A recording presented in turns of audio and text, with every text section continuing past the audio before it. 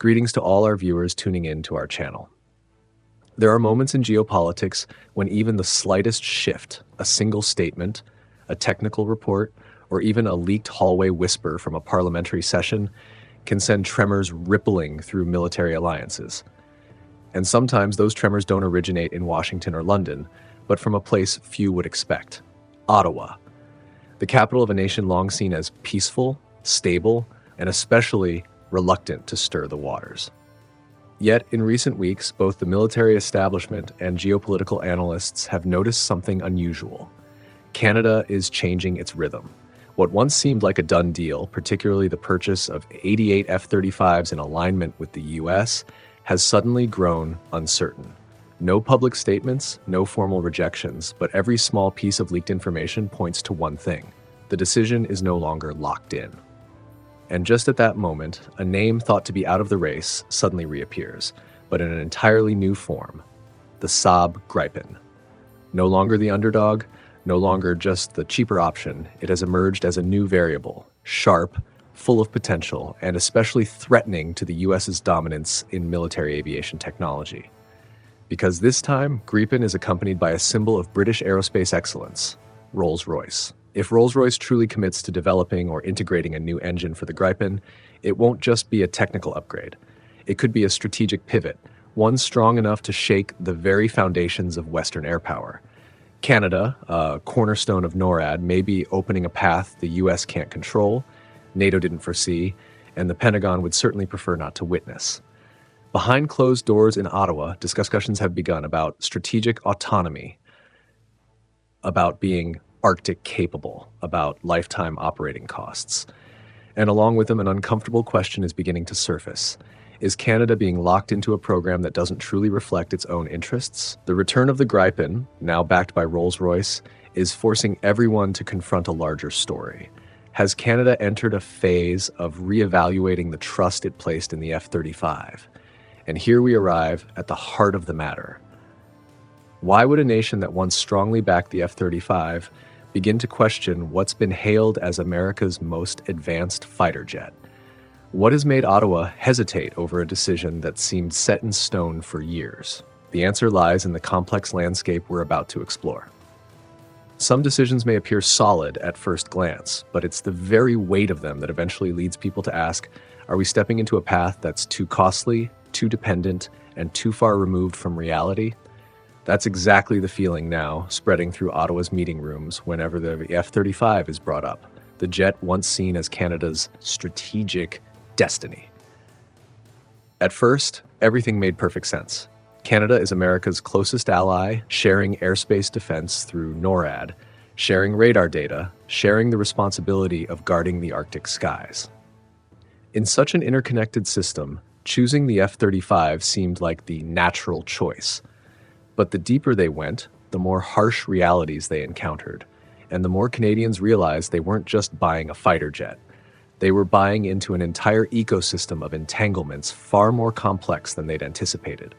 The first thing that gave Ottawa pause was the operating cost. The F-35 isn't just expensive at the contract stage, it's expensive by the hour, by the part, by every single maintenance procedure. A massive technical crew, specialized equipment, a logistical chain entirely dependent on US hubs, all of it adds up to a long-term burden that Canada would carry for decades. There have been times when a single F-35 needed one replacement part, but the wait stretched into months because it was stuck in a queue controlled by Washington. For a country as vast as Canada, where harsh weather and rapid response are critical, that's simply unacceptable. But the biggest issue isn't technical. It's political. Canada discovered that every adjustment, every upgrade, even many operational decisions regarding the F-35 must go through the US, a jet they spent billions to acquire and yet don't truly own. In a nation with a strong tradition of independence and sovereignty, that growing sense of being tied down has become increasingly uncomfortable. Then comes the question of the Arctic, where temperatures can plunge below -33, where runways are sometimes no more than frozen strips of snow, where missions must launch swiftly and frequently. The F-35 was built to be a stealth killer in modern battlefields, but not to wage war against the brutal cold of the polar region. Quiet doubts began to surface. Is the F-35 really suited to Canada's practical needs, or only to America's strategic vision? And just as Ottawa was deep in its search for answers, a familiar name, once dismissed from the race, suddenly re-emerged. This time, it didn't return as a long shot, but as a new option carrying promises of flexibility, cost efficiency, and most importantly, technological independence. A door creaked open, and whispers began to circulate about a contender thought long forgotten. Gripen, the Swedish fighter jet once overlooked, now quietly moving toward the center of the board. And that is where the story turns to an entirely new chapter. For years, the Gripen was all but forgotten in the race for next-generation fighter jet contracts. Observers often labeled it the aircraft of small nations, a sensible but underwhelming choice, or even the eternal backup behind giants like the F-35 or Rafale. But that underestimation came from a narrow view, a habit of judging a fighter jet by its brand rather than its battlefield capability. Because if you look deeper into the Gripen's design, you'll find a completely different story. The efficiency of Swedish engineering, the sharpness of Nordic defense thinking, and a philosophy built on less is more, lean but lethal. Gripen was never weak. The only thing that held it back wasn't its radar, or its speed, or its combat capabilities. It was one unchangeable fact. It runs on a US-made engine. That meant every sale, every effort to expand its market, could be vetoed by Washington with a single signature. Not every nation wants to live under America's shadow, but that dependency clipped Gripen's wings from the very start. But now, as Canada hesitates over the F-35, the very qualities once dismissed in the Gripen have begun to shine. It's an aircraft built for the cold, one that can be serviced by a small crew, take off from highways, has the lowest operating costs in NATO, and is optimized for rapid response in environments like Northern Europe. Conditions strikingly similar to Canada's. Ottawa is beginning to see that Gripen isn't the weaker option, but a dangerous contender because it solves the exact problems the F-35 creates. Gripen is like the quiet soldier in the ranks, rarely in the spotlight, but always at the right place, at the right time, with combat readiness no one can ignore. As Canada reevaluates its entire set of strategic requirements, it's realizing that the reasonable option might actually be the right one. But the true game changer with Gripen isn't just its design or its operational philosophy. It's the fact that it's about to shed its only real weakness, the one that has allowed the US to keep it in check for so long. Because in behind-the-scenes meetings between technical delegations, in undisclosed memorandums and quiet negotiations, a major name is moving closer to Saab, ready to break the final barrier and launch Gripen into a completely new era. And when that name emerged, Rolls-Royce, this was no longer a contest between fighter jets. It became a strategic earthquake. And from this point on, everything begins to change. There are moments when a single name is enough to completely shift the rhythm of the entire defense industry. And when that name is Rolls-Royce, the shift isn't confined to technical matters. It becomes a full-blown strategic earthquake. Rolls-Royce is no ordinary engine manufacturer. It's a symbol of resilience, precision, and above all, engineering that has proven its strength in the harshest environments on Earth. From supersonic fighters to heavy-duty engines operating in the Arctic, Rolls-Royce has always stood where reliability is measured by survival, something Canada understands better than most. So what happens when Rolls-Royce enters the game alongside Gripen? First, it breaks the biggest barrier that's held Gripen back for years, its dependence on American engines. If Gripen gains a fully independent, European-built power plant, its export potential explodes. Washington loses its veto power. The supply chain is no longer controlled from a single point, and Gripen, once a good enough but limited fighter, suddenly leaps into the position of NATO's most dangerous contender, not because it's the most powerful, but because it's the most free. For Canada, that value is even greater. A Rolls-Royce engine system doesn't just bring durability and stability, it brings simple maintenance and access to a vast European support network. It solves the very problems that have given Ottawa headaches with the F-35. Long waits for spare parts, skyrocketing maintenance costs, and political dependence. A new engine means Canada can negotiate for local assembly, parts manufacturing, even technology transfer, things virtually impossible under the F-35 program. But the biggest impact isn't technical or economic, it's psychological. When Gripen partners with Rolls-Royce, its image instantly shifts in the eyes of nations searching for defense solutions, from a flexible option to a symbol of independent military thinking. A fighter jet not controlled by the US, not entangled in political lobbying, not requiring Washington's blessing. That's a powerful message in a world clearly moving toward multipolarity. Canada understands that the world no longer revolves around a single system.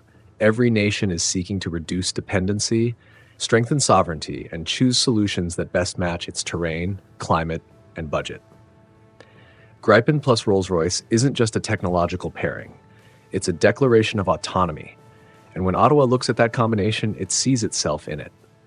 A vast, cold country with the responsibility of defending the Arctic skies, but unwilling to be shackled by political constraints. A country looking to open a new chapter for its military, but with reasonable costs and greater control. All of this leads us to the next question, the one that offers the clearest explanation for this seismic shift. Why is Canada such a perfect match for the Gripen Rolls-Royce model? And why does this option reflect Ottawa's real-world needs better than any other fighter jet? When you look at the map of Canada, stretching from the Pacific to the Atlantic, reaching up into the vast white expanse of the Arctic, it becomes immediately clear. This is a country unlike any other in NATO. Nowhere else is the terrain so vast that jets must fly for hours just to reach the next base. Nowhere else is the climate so harsh that a single frigid night can freeze a fighter jet's hydraulic system. And nowhere else bears the responsibility of defending the immense Arctic sky quite like Canada, a mission that demands speed, rapid turnaround, and absolute reliability. In this context, the Gripen paired with Rolls-Royce suddenly seems almost tailor-made for Canada. This isn't exaggeration. It's a truth that becomes obvious when each factor is weighed. Gripen is a fighter jet capable of taking off from short runways, even from temporarily cleared highways, a crucial advantage in a country with so few air bases near sensitive regions. It requires only a small technical crew for maintenance, ideal for the sparsely scattered military outposts of the north. And with a Rolls-Royce engine, its performance in sub-zero weather is significantly enhanced, allowing it to stay operational even in the freezing conditions that ground many other aircraft. More importantly, Canada has long struggled with rising defense costs that don't match results. The F-35 is expensive not just for its stealth technology, but because its entire maintenance ecosystem is tightly locked within US control. The sheer lifecycle cost has already forced Ottawa to ask, do we really need a fighter this expensive when our primary missions are Arctic patrols, intercepting unknown aircraft, and maintaining rapid readiness? Gripen, the most cost-effective fighter in NATO, offers a simple yet sharp answer, powerful enough, rugged enough, and efficient enough that Canada doesn't have to sacrifice its other defense programs. But perhaps the most compelling reason Canada leans toward Gripen RR lies in something deeper: the desire for strategic autonomy. Local assembly, technology transfer, and the freedom to decide on upgrades, these are benefits Canada has never had with the F-35. A Canada that wants more control within NORAD, more independence in NATO, and no longer wishes to be seen as merely following America's lead, will look at the Gripen RR model through a very different lens. When all these elements come together, the terrain, the climate, the budget, the operational needs, and the political aspirations, the answer becomes clear. Gripen Rolls-Royce isn't just suitable for Canada. It reflects Canada, a nation that is smart, pragmatic, independent, and brave enough to step off the beaten path. And it is precisely this near-perfect alignment that has begun to make another power uneasy. Because if Canada truly leans toward Gripen, this isn't just about a contract. It's a direct blow to America's influence over the Western military supply chain. Washington knows this better than anyone, and they've already begun moving, quietly. From here, the story leads us into another kind of race, a silent race, where the US is doing everything it can to keep Canada inside the F-35 system. When the first signals emerged that Canada was leaning toward the Gripen Rolls-Royce model, Washington immediately sensed the threat. Not because they feared losing a contract, but because they feared losing a precedent. If a country like Canada, a cornerstone of NORAD, a NATO member, America's next-door neighbor and top security partner, dared to step outside the F-35 system, that door would swing open for others to follow. The U.S. understands that its influence doesn't vanish overnight. It erodes through small decisions that spark irreversible domino effects. So Washington began to act, quietly. Delegations of advisors, lobbying groups, and off-the-record meetings started appearing more frequently on the schedules of Canadian officials. The U.S. emphasized that the F-35 isn't just a fighter jet.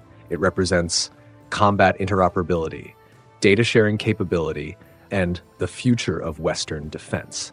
These phrases were repeated like a soft but persistent warning. Leaving the F-35 isn't just a technical choice, it's a political one. But behind the diplomatic language, the U.S. also employed more tangible methods. At times, they offered discounts on maintenance packages. At other times, they promised faster technical support. There were even pledges to expand Canada's role in the F-35 supply chain. No one said it outright, but the message was clear: stay in the program and we'll make things easier for you. On the flip side, there were subtle warnings. Choosing a non-U.S. solution could mean reduced priority in NORAD operations, delays in intelligence sharing, and a diminished voice in North American security strategy. What surprised many, however, was Canada's response, which was no longer the same as it once was. Public opinion in Canada no longer blindly believes that aligning with the U.S. staff is always the safest path. Parliament is no longer shy about questioning the enormous operating costs of the F-35, and Canada's military experts are increasingly outspoken about something once considered sensitive: that national security must not be overly dependent on any single country, even if that country is the United States. This growing hesitation has only pushed Washington to ramp up its lobbying efforts. But what they didn't expect was that across the Atlantic, two other names had been quietly watching Ottawa's every move and preparing a bolder, smarter, and far more appealing move that aligns precisely with what Canada is now looking for. That was the moment Sweden and the United Kingdom entered the game, with a single strategic objective: to win over Canada not through pressure, but with a genuinely compelling alternative. While the U.S. was throwing its full weight behind efforts to keep Canada within the F-35 orbit, across Europe, Sweden and the United Kingdom saw a golden opportunity unfolding before them. To them, Canada isn't just another weapons market. It's a gateway into the very heart of North America's security architecture, one of the most sensitive and influential regions in the world. Whoever breaks into this market gains credibility, reputation, and a level of strategic visibility no marketing campaign could ever replicate. Sweden has long wanted to prove that the Gripen isn't just a jet for small or mid-sized nations. They want to bring their fighter into the big leagues, into arenas where the world's toughest defense standards are set. And in Stockholm's eyes, no place fits that ambition better than Canada, a country with a geography similar to Scandinavia, a relatively neutral history in defense procurement, and crucially, one actively seeking strategic autonomy. If the Gripen can pass the Canadian test, it immediately becomes a serious contender for dozens of other countries still hesitant under U.S. pressure. For the UK, Rolls-Royce's involvement in this technological alliance with Saab is more than just another partnership. It's a statement that Europe can build a fighter ecosystem capable of competing with the US without playing by the old rules. Rolls-Royce targeting Canada signals something much larger: a bid to return Britain's defense industry to the center of NATO, a role it once proudly held during the last century. Both Sweden and the UK also understand that Canada holds psychological influence.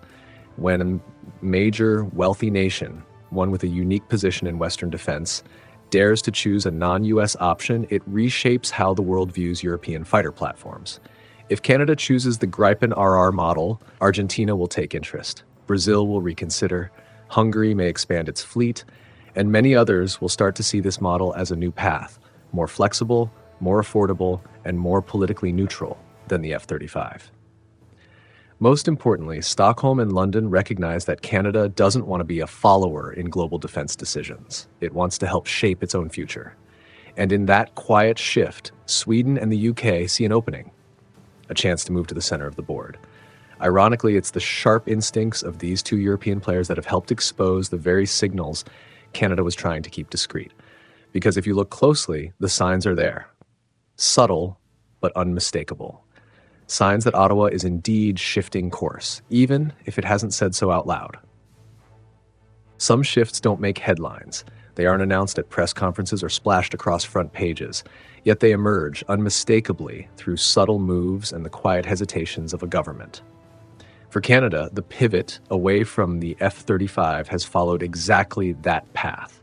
Silent, gradual, but sharp enough that those paying attention can sense something significant unfolding behind Ottawa's closed doors. The first major sign came when Canada unexpectedly delayed its payments to the F-35 program. The government cited technicalities, procedural reviews, budget adjustments, but those familiar with defense affairs knew better. In this world, delayed funding is one of the clearest warning signs. No country does that if it's fully committed.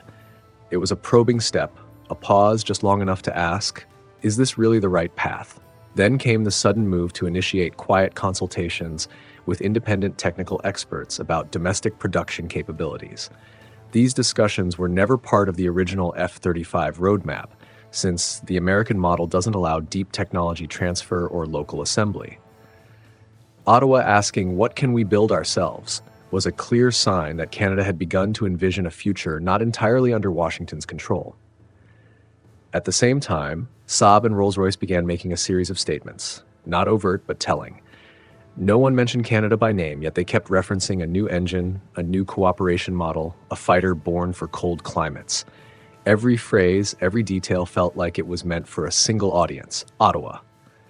The U.S. responded in its typical fashion. Not loudly, but with unmistakable concern. Lobbying efforts surged, official and semi-official visits intensified. And in the world of diplomacy, whenever Washington starts explaining, reassuring, or quietly pressuring more than usual, it means they sense a real threat. At the end of this chain of subtle signals lies the Canadian public, a force the government cannot ignore. From military forums to major op-eds, more and more voices are raising questions about dependency on the F-35 and the need for national security autonomy. That rising public pressure is making it increasingly difficult for Ottawa to return to the old path.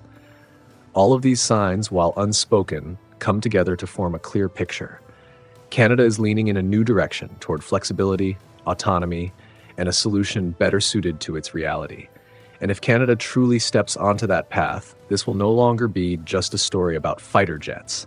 It will be a geopolitical quake, one powerful enough to shift the balance of power within NATO and beyond.